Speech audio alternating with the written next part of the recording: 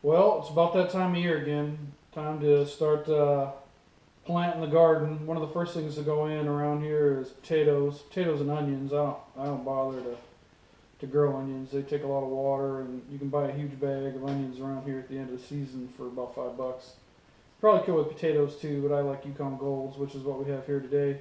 So I got two different bags. This is going to be my seed potato for the year. This bag I've got some of the smaller ones. I keep some of my own potatoes every year. I just load everything in a cart, cover it with several blankets, keep it in the garage all winter, and that keeps for me. So the smaller ones we can use for seed just like they are.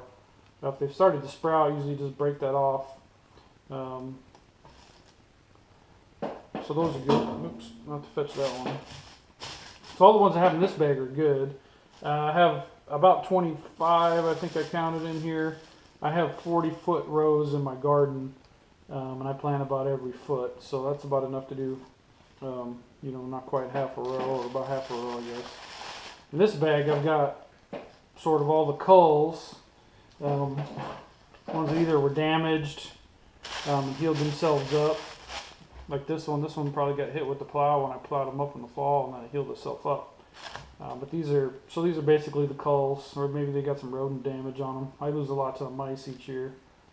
But what you want to do is you cut them in half. You want 2 to 3 eyes on each half. So you just go ahead and cut them in half, or quarters, or whatever, if they're big enough. Still look good, still edible. But what we're going to do is lay them out in this tray, and this side will scab over in a couple days. And then when we put them in the ground, it won't rot right away. So all the funky ones like these, we can go ahead and take the sprouts off. Now this one doesn't have much going on this end, so we'll split him kind of lengthwise here.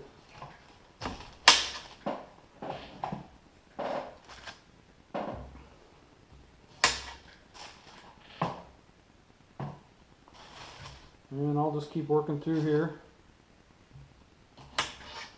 Like this one, you want to do on a little bit of an angle, so you get enough eyes on each half. So we'll just work our way through here and get these ready to go, and then I'll go out and plant the whole ones. We can at least do half the row, and show you how I plow the furrow, how I put them in there, fertilize, and then cover the furrows up. So let's head out to the garden and take a look at those steps.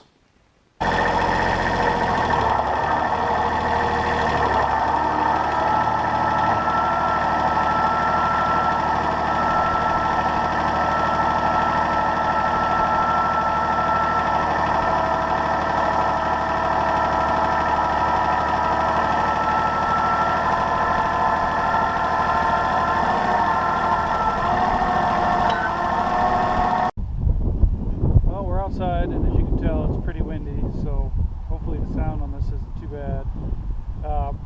I've used the middle buster plow, or some people call it a potato plow, on the tractor to plow my furrow. And what I'm going to do now is go along with my seed potato, and about every foot or so I'm going to put down one of my potatoes. I leave a little space off the end here where the header is for my drip irrigation. These beds I like to refer to them as drive-on raised beds, where I keep the soil up, but I can just drive them down with my tractor, do things like run this plow or run a tiller, and that's very helpful. So you don't have to pay for all the boards or whatever material you don't want to put up the sides to keep them raised up, so you get the benefits of raised beds. So I'm going to work my way down.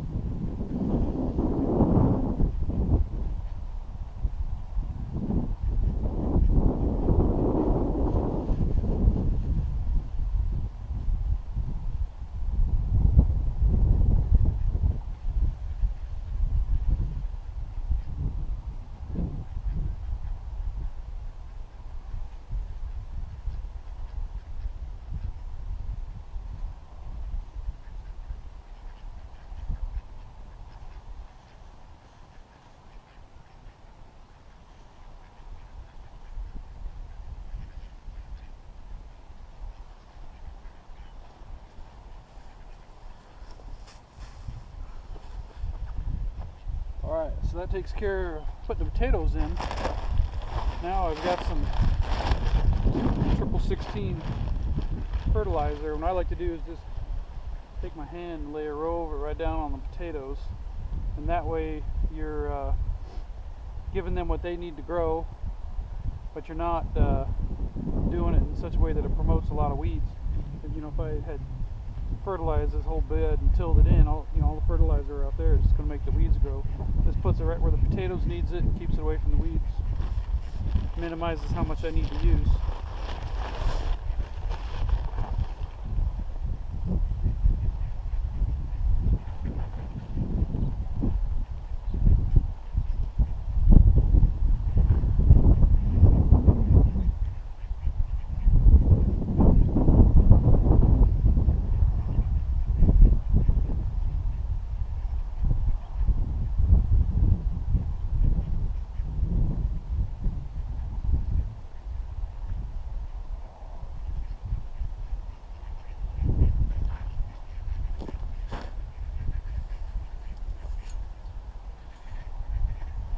Okay, now I'm going to use one of these landscape rakes.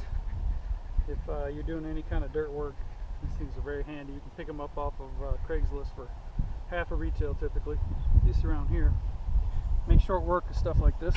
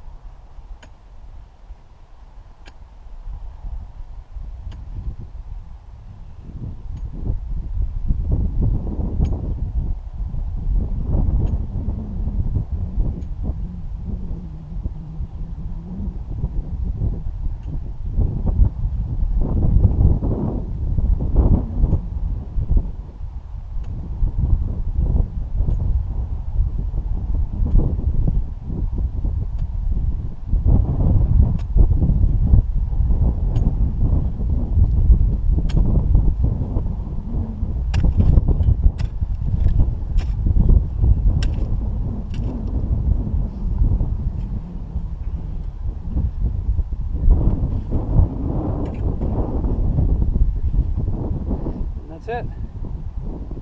My conventional wisdom says you need to come back and hill your potatoes up a couple times. All you're really doing there is trying to provide enough dirt and growth area for them to give a good crop.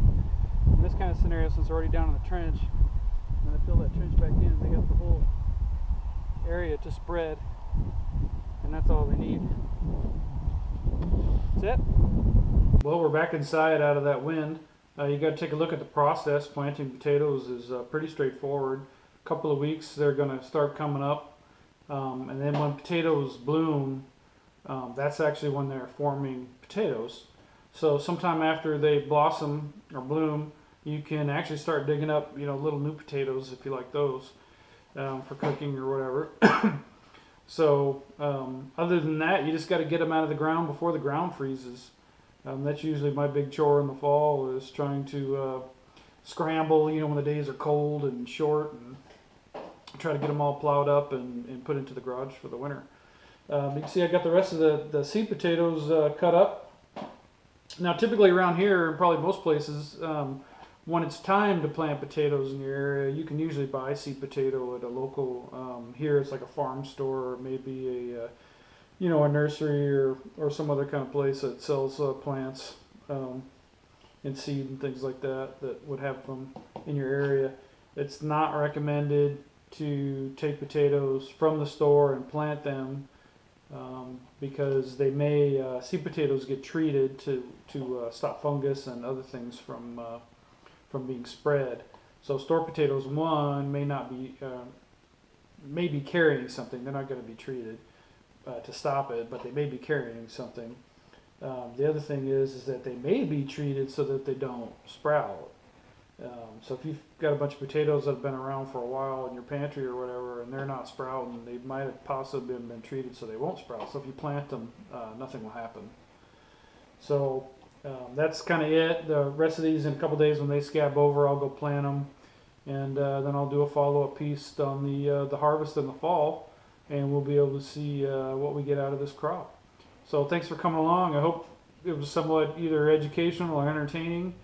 And you know, please like, subscribe, share, and comment on my videos if you'd like to see more. Thank you.